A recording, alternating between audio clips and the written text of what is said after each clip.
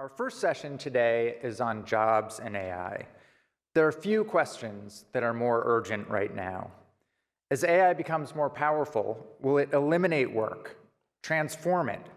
Could it create entirely new categories of work? Who will benefit from these shifts? Who will bear the cost? And what role can research and policy play in shaping how this evolves? To open the conversation, we are so pleased to welcome David Autor. David is the Daniel and Gail Rubinfeld Professor of Economics at MIT, a Margaret MacVicar Faculty Fellow, and a Google Technology and Society Visiting Fellow. For more than 2 decades, his work has shaped how economists, policymakers, and the public think about technology and the future of work. After his presentation, Rob Laughlin of McKinsey will moderate a panel discussion. We'll close the session with a brief audience Q&A, and mic runners will be in the aisles to help you ask questions, so please save your questions until then. Please join me in welcoming David Autor.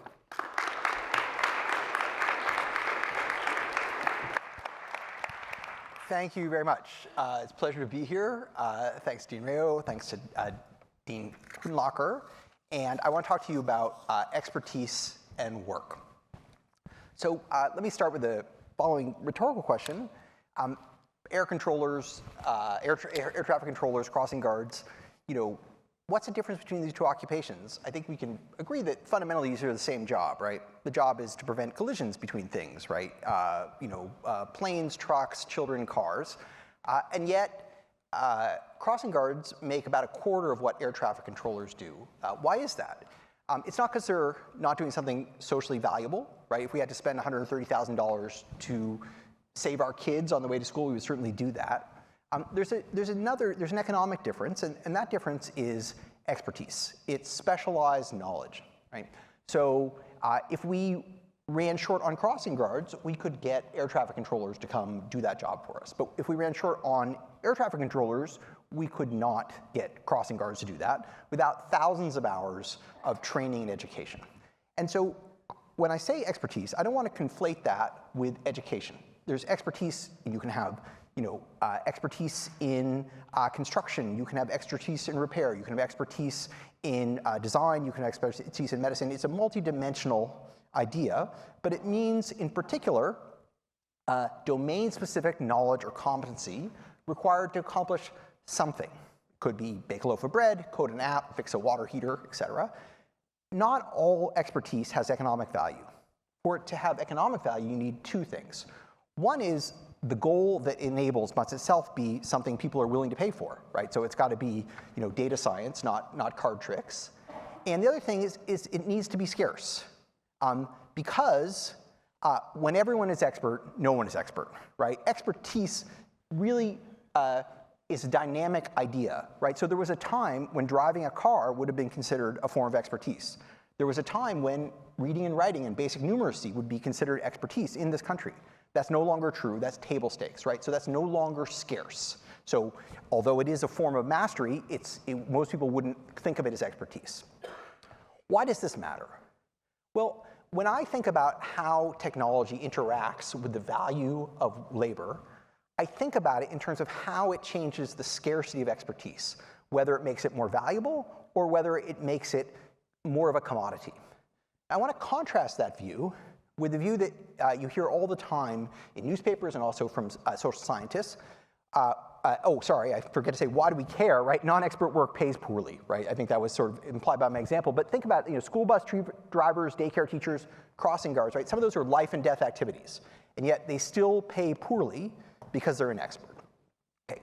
When economists, technologists, journalists, they equate technology not so much with expertise, but with exposure. The idea being that if you're exposed to technology, your jobs are at risk, right? So, and I'll tell you, here's how you can sort of visualize this. Your job has a certain number of tasks that you do. And let's say some subset of those tasks become automated. Well, then you have fewer tasks, right? So, you have lower wages, lower employment. There's just less for you to do, right? I think that's and this view, this task quantity view, right, is kind of all over the place. There's infinity papers in economics journals that basically equate people's exposure to technology with their risk. These are just examples. One of those is my paper, by the way. One is one of my co-authors' papers. So there's plenty of guilt to go around. So what's wrong with this picture? There are three things that are wrong with it as a starting point. One, is all technology exposure bad? Or is there such thing as good exposure? It makes no sense to think that it could all be bad, right? You're all using your laptops, not that you should be, and you don't think you're harming yourself, right? We all have tons of technological tools that we use in our jobs, and we wouldn't be glad if someone took them away from us. So we must not believe that all technology exposure is bad for us or reduces the value of our labor, right? But on the other hand, we know that some of it is, right? We know some of it is, so what's the difference, right? What makes exposure a negative, what makes it a positive? That's the first thing. So air traffic controllers, very exposed. Crossing guards, not so much, right? I don't think they'd want to switch places. Second, what makes AI different from traditional computing? If we're trying to think about how to interact with labor, we need a kind of conceptual apparatus to say, well, what does it do, and how does that relate to what people do? So exposure is not that thing. We've been exposed to technologies for a long time. Is it just more tasks exposed? So we need to quantify that. The third is, I think, again, in the exposure view, just the idea that technology is merely subtractive, that all that can happen is if something is automated and then you lose it. But that also makes no sense. Where did all those data scientists come from? There's 250,000 data scientists in the United States. They make about $113,000 at the median. That's $30,000 more than mathematicians. Their employment is expected to grow 40% in the next 9 years, right? So it can't just be that technology takes away. We must be using it to instantiate new things as well. So those are the three things I want to talk about. So I want to give you a different view. Rather than the task quantity view, I want to provide another schematic. So imagine an occupation, and it has 9 tasks in it, and they're ordered from least expert to most expert, right? So the most expert might be diagnosing the patient. It might be repairing the rusty water heater, et cetera. The least expert might be driving the truck to the work site or filling out the expense form or something. But they're bundled together, right? You can't avoid them. For some reason, there are many parts to your job, and you know that some of them are very specialized, and some of them are just kind of supporting tasks you wish you didn't have to do, but they're inevitable. So let's imagine the 3 most expert tasks in this occupation are automated. Well, what's going to happen to that job? Well, productivity is going to rise, right? You're doing more with the same amount of labor, and you're doing it with cheap capital. The expertise required for that work is going to fall, right? You've taken out the most sophisticated parts of it, and you've automated it. Employment could easily rise. You've made this job more productive, and you've made it simpler, so more people could do it. Wages might not rise because, in fact, you've kind of commodified the work, right? You made it simpler. More people could enter and do that job. Now let's consider another occupation, 9 tasks, and let's say the 3 least expert tasks are automated. What's going to happen? Well, labor productivity is again going to rise. Expertise requirements are not going to fall, right? This job is at least as specialized as it was before. It may even become more specialized. So employment might not rise because you've not made it easier for more people to do this work, right? It's just as technical and demanding as it ever was. But wages might rise because you've made it more productive, right? And yet you've allowed fewer, and yet you've not made more people able to do it. Now let's consider, what if these are the same tasks? So let me give you a concrete example. I've had the same administrative assistant for more than 2 decades. She's fabulous. She has an undergraduate degree from Brown in English, and she does a lot of editing of my letters and papers, right? And that's one of her superpowers. But now on weekends, I fire up Claude, right? And Claude does a lot of editing as well, and Claude's pretty good at it. Now for me, if you think of me as occupying occupation B, right, that's a force multiplier, right? Like more output per hour, nights and weekends, that's my prime work time, and now I have a coworker, so all good. For my administrative assistant, this won't affect her and her career, and she's irreplaceable, but the next person who occupies that job won't have to have editing and proofing skills, right? So we're exposed to the same technology, the same tasks are being automated, and yet has completely different meanings for the two of us, right? I would say exposure, good. In this case, she would say exposure, not necessarily so good, right? So exposure doesn't tell you what you want to know, right? It doesn't tell you how the job will change, either in terms of how specialized, how high paid, or even how big. Let me just kind of give you some tiny illustrative examples to suggest this, right? So here's cumulative employment growth, cumulative wage growth in the US economy from 1980 to 2018, right? So employment grew by about 50%. A lot of that was immigration, something we used to have, and wages rose about 20%. Now consider taxi and Uber drivers, right? That occupation grew by 200% between 2000 and 2018, right? That's ride hailing. What do you suppose happened to wages? Rise or fall? Fall. They fell, right? Wages of taxi and chauffeur drivers fell. Why? Well, you've commodified this work, right? Previously, to do that, not only did you need a license and all that, but you needed to know your way around. Now you could drive Uber, you could go to another city you've never been and immediately start driving. So you've reduced the expertise, the scarcity of the people who can do that work. So it was a mixed bag. Many more people are doing that work. The people who are doing it, presumably it's better than the next thing they would do, otherwise they would do that thing. But for the incumbents, it created new competition, right? Now consider the job of proofreaders. Proofreading used to be a pretty mechanical activity. It was spell checking, footnotes, citations, formatting, right? That's all automated. What remains of proofreading, at least prior to Claude, right, was helping people improve their writing, which is extremely difficult, right? So proofreading employment has fallen considerably, and wages have risen, right, as that work has become more specialized. So I want to argue that they've both been highly exposed, but in different ways. One's become more specialized and smaller, one's become less specialized and larger. Okay, so I'm going to talk about AI in a minute, but let me just talk to you about the past, the last 40 years. And I want to think about this sort of expertise lens, and I want to look at changes in job expertise and ask how do they relate to changes in employment, how do they relate to changes in wages. And just to fix ideas, right, that out of my simple little pyramid diagram comes the idea that things that become more expertise intensive, right, their wages will rise, but their employment may shrink, or at least not grow. Things that become less specialized, their employment might rise, but their wages might not, right? That's my prediction. That's my model. So to do that, right, I need to be able to measure expertise, right? So I don't want to just sit around and say this job's expert, that job's next expert. I just be like professors, assistant professors, graduate students, right? That would be my ranking of expertise. So that's like an academic joke. So instead, I'm going to use linguistics statistics to look for expert terminology in job task descriptions. Job tasks are put together by the Bureau of Labor Statistics. They list all the tasks in each job. And you can look for expert words. So what are expert words? Expert words are words that are not used frequently, but conditional on being used, you can tell where they come from. Right? So in other words, a word like elasticity. If someone says elasticity, you don't hear that very often. You're like, oh, that's an economist. If someone says a cappella, right, you're like, oh, that's a musician. If someone says pernicious, you say, I don't know, lawyer, journalist, college student, anyone who's pretentious might use the word pernicious, right? So it's not a very expert word, right? So there's a theory behind this called the efficient coding hypothesis that explains why expert terminology arises. It's specialized knowledge within the domain. It's where jargon comes from, but it's efficient, right? Whenever you talk to an economist, if I said, oh, you know that percentage change in the dependent variable for the percentage change in the independent variable, they go, you mean elasticity? And I'd say, yes, right? That's how we end up there. Okay, so I measure the expertise of job tasks. So for example, here are some high expertise tasks. Reinstalling plumbing and electrical rigging, singing a cappella, monitoring the arrival, parking, refueling, loading, and departure of aircrafts. Here are some low expertise tasks. Printing, making copies of work, transporting mail, guarding street crossings during hours when children are coming or going to school. So notice by the bottom, of course, your air traffic controllers, your crossing guards. Now the difference between what makes one expert or inexpert is not how many words or how many syllables, but the vocabulary they use, right?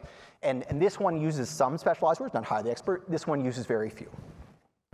So I can use that, by the way, amazingly, jobs that have more expert terminology in their descriptions pay higher wages, like very robustly. Now I'm not saying that's because they're getting paid for words. I'm saying that is a measure of underlying expertise. And it's true in the cross-section, it's true even when you account for things like education or even broad occupation categories. Turns out there's a lot of information in job descriptions that boil down specialized knowledge. And the people who write these job descriptions for the Bureau of Labor Statistics, they try to make them as simple as possible, right? And so when an expert word appears, it's because they can't find a shorthand way to say it, right? If it says magnetic resonance imaging, it's because they didn't want to explain what that was. So they just threw in the expert term. So what we can do is we can look at occupations whose expertise changes over time. So consider the job of proofreaders. So the dashed line in 1980, that's the average expertise of the tasks in those occupations. Now see the red ones are things that are removed, like placing proof and copy side by side. Something that's added is consulting reference books. The effect of removing those inexpert tasks at the left is that the mean of this occupation shifts rightward. It becomes more specialized between 1980 and 2018 as kind of the supporting activities are removed and the remaining specialized knowledge activities therefore become more important. So turns out that this simple exercise, you can see occupations that we measure as becoming more expertise intensive, their wages rise. Occupations that we measure as becoming less expertise intensive, their wages fall. Now I should say relative to one another. I'm not saying the average is rising everywhere. Now that may not surprise you, right? More big words, more money. Sounds plausible. But now look at what happens to employment. It's just the opposite. Things that become more specialized, like those proofreaders, their wages rise, but the quantity of them relative to the economy falls. Versus the Uber drivers, just the opposite occurs, right? So this pattern sort of helps us understand how jobs have changed over the last 40 years. And a lot of what, by the way, has been automated, right, are what we would call routine intensive tasks that follow prescriptive rules and procedures, like a cookbook, or even more, like a chess game, because those were things computers could do, right? You wanted a computer to do a task, right? You had to write down extremely explicit rules, right? And that's hard to do, right? It's easy to write down the rules for chess. It's hard to write down the rules for coming up with a joke, or riding a bicycle, or cutting an onion, right? So to get a machine to do it, we looked at these codified tasks, and then we automated them. I don't mean me, but engineers. And that had the effect of kind of bifurcating the distribution. For many professional jobs, right, the supporting tasks were, kind of calculation, data entry, right, all the manipulation information, and the real work, the expert work, was coming up with hypotheses, developing diagnoses, right, writing reports. And so those things became more specialized. Simultaneously, if you think of what people who were payroll clerks or inventory clerks or a lot of simple accounting or information or even routine production occupations, the routine tasks were actually those were the most expertise intensive, and that work was actually commodified, right? So that's looking back. But now we want to look forward. And AI, of course, does many, many things that look nothing like those routine intensive tasks I was talking about, right? None of these things looks like playing chess, right? Learning autonomously from unstructured information, right? Developing illustrations that if I had done that, I would think I was quite creative. Or discovering and inventing autonomously. These are things we actually don't know the rules for, right? We don't know the rules, we don't write the programs. AI learns them inductively, right? It learns them, you could say experientially, by absorbing lots of data that we create. So now I would like to be able to use that observation to think about, well, how is that going to change the work we do? And this is pretty important because in the traditional computing era, right, computers did routine tasks, and we did the messy abstract reasoning tasks, right, and the messy physical tasks. But now that's changing. Learning-based computing, AI, they master tacit knowledge, non-routine tasks. So how does that interact with what we do? Are machine capabilities evolving such we're going from comparative advantage, where there are things they're good at, things we're good at, and we exchange with one another, where we find the same things easy and difficult? That would be a world of absolute advantage, right? And that's actually a problematic world, right? Comparative advantage, if you've taken into economics, right? This is how countries gain from trading one another, right? One is good in agriculture, one is good in manufacturing, and they exchange. If countries are exactly proportionally good, even one's richer, one's poorer, but they have the same comparative advantage, there's very few gains from trade. You're just competing on price at that point, right? So it does really matter. Okay, so you could imagine, for example, this is the world we currently live in, right? People are really good at interpersonal tasks, abstract reasoning tasks, manual dexterous tasks. Computers are good at routine, physical, and cognitive. But what if we're moving in this direction? This is not actual data, right? Where computers are actually better than us in everything except maybe physical tasks, right? Might that be happening? Well, so to predict this, we need to understand how computer capability relates to human expertise. And there's a large literature that looks at this, and it kind of what it does is it asks LLMs what they can do, which I don't consider to be research, right? That's kind of like asking the Oracle at Delphi, right? Like, what is my fate? And then you would say, why? Why am I going to kill my father and marry my mother? And then it would say, I can't tell you, but it'll happen, right? So that's not research. That's humanities. So we're gonna offer a simple alternative way of attempting to measure this. So based on kind of known properties of how AIs actually work. So this is where the social science meets the computer science. So many of you may have seen a version of this figure. This is from an organization called METER, which is the model evaluation and threat research. And what it shows you is the relationship between, these are computer programming tasks. The horizontal axis is how long they would take a person to do. And then the line reflects the task that a LLM could achieve with 50% success probability in each year. So in 2019, GPT-2 could, with 50% probability, accomplish, let's say, a 3-minute computer programming task. Notice it's a logarithmic scale, right? In 2023, GPT-4 could, 50% probability, could accomplish a 5-hour task, right? And Claude Opus 4.6 can, with 50% probability, accomplish a kind of a 3-week computer programming task. Now, it wouldn't take it 3 weeks, right? It would take a person 3 weeks. So this is a really powerful statistical relationship. You might say, where does this come from? Well, so where it comes from, first let me throw out the jargon. Transformers can be modeled as constant depth, log space uniform threshold circuits. I think that says it all, but let me just elaborate on that. What it means is they can do problems, massively parallel problems that use tons of information, but it can't have many sequential steps from beginning to end. They have finite, they can't, if it has 100 steps along the way, like a game theory problem where you backward induct from where you end to where you start, that's not a good problem for an LLM.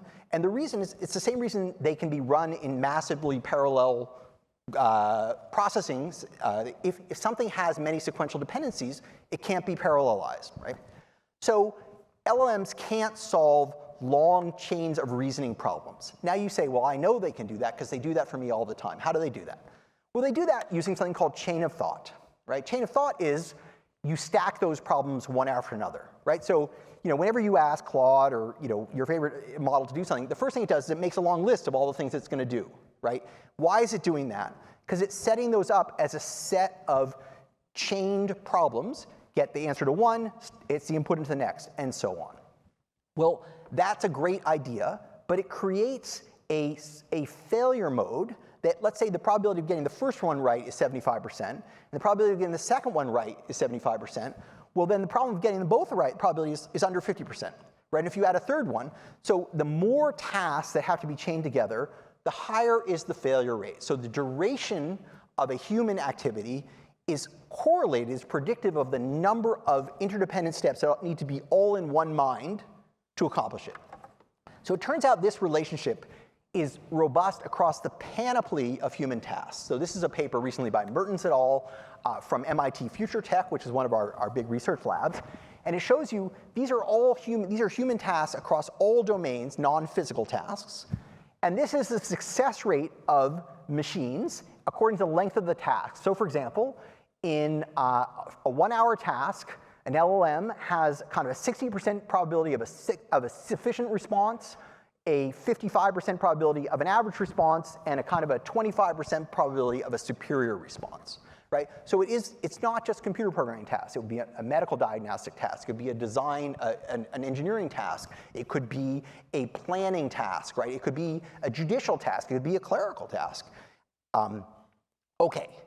And just to emphasize this, if you look at the quality of what LLMs do compared to the average worker, right, about a third of tasks are just too physical for LLMs to get near.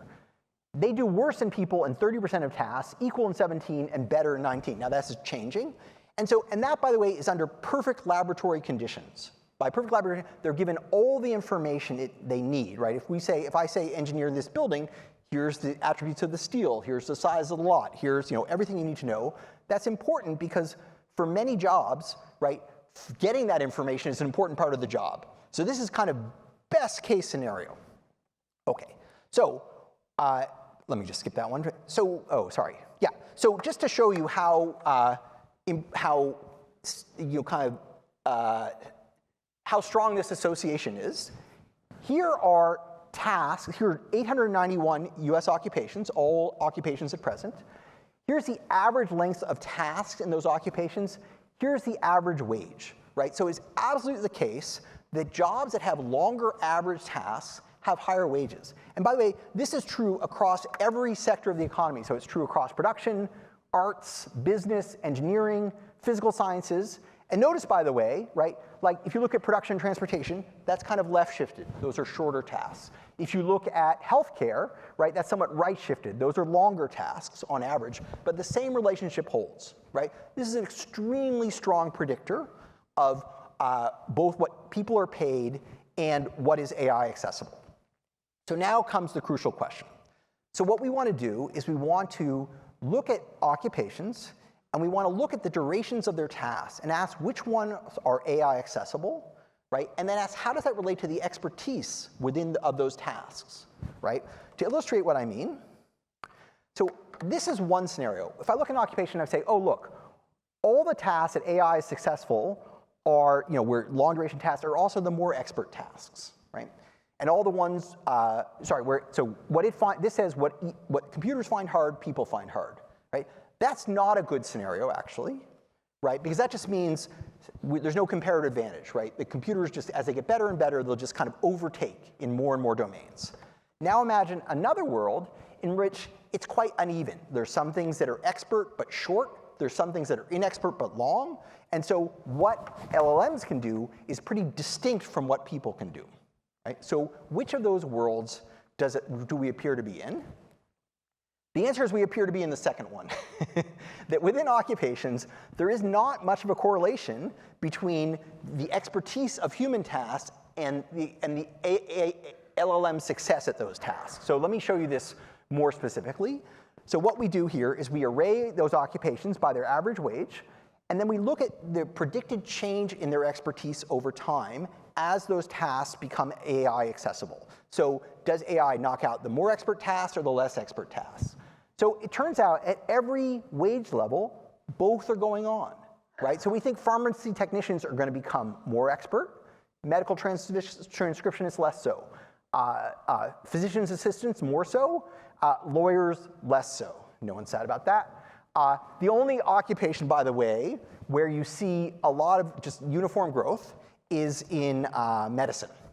Okay, so let me just sort of underscore what this result says. It says we can see what AIs are becoming capable of doing, and we can see how it relates to the expertise of what people do. And it is the case that higher paid occupations have longer duration tasks. They're less easy for AIs to do in general. But within occupations, the tasks that appear to be automated are not uniformly the most expert or the least expert. It varies enormously at every level. Now you might ask, so let me just skip that example in the interest of time. Well, maybe we're moving towards this, right? We're moving, so we might be here, but in the future, maybe AIs will just be better at everything that we do, right? So we tried to ask that question because we can predict the way distant future using the same model, by which I mean 2030. And we can see how much machines are improving. They have a very consistent rate of improvement. The duration of tasks they can accomplish is getting longer at a predictable rate. So does that mean those occupations that are becoming more expertise intensive, they will soon be just, right now they're treading water, and then they'll be underwater? This does not appear to be true. What we see is occupations that we expect to become more expertise intensive in the short term, i.e. when all these capabilities are actually realized, some years later, they will become more expertise intensive. And vice versa, for occupations that appear to become more commodified, they become to be even more so going forward. So again, it's not just what's going on now, but what we have a sense of where this is going. And it looks like it's going to be extremely heterogeneous. Okay, so let me just take my remaining 2 minutes to think about what I should do in those 2 minutes. So I wanted to make the point, right, that there's a lot of new work. It's not just about what's automated. I mentioned the example of data scientists and some statistics. More broadly, there's a kind of a life cycle of expertise, right? We have some new technology. It could be a machine. It also could be changing incomes, taste, demographics. It creates demand for new specialized work, right? Workers develop that expertise. they earn a premium for it, and eventually that scarcity gets eliminated, right? Because everybody learns it, or we simplify it, right? So driving would be an example like that, we educate everyone. And so the premium goes away, and then we start over again. And so it is really important that the economy is not static, that we're not doing the same things as we were 100 years ago, right? We have much more specialized work, pediatric oncologists, data scientists, elder care, physicians, et cetera.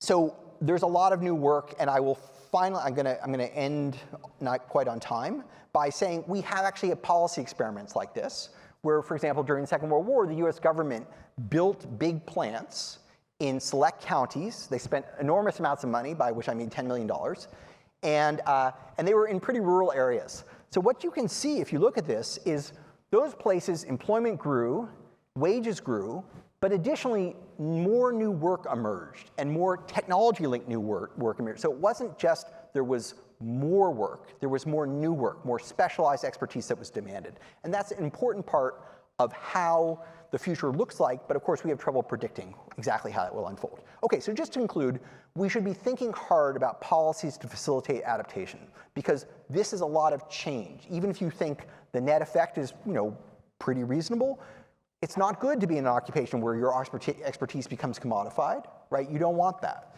So I will just leave these for discussion, but I think there are three big buckets of policy we should be thinking about.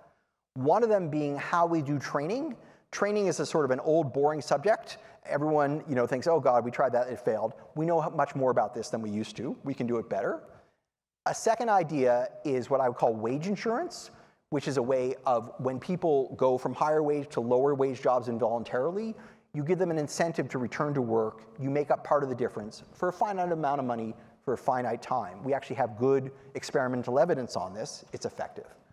And then the third idea, which is a little more radical, is broader capital ownership, right? Most of us, all of our lifetime earnings are embodied in our human capital, right? The value of our labor. But that labor, you shouldn't put all your money in one asset, right? It's very risky, and it might become more risky if things are changing quickly.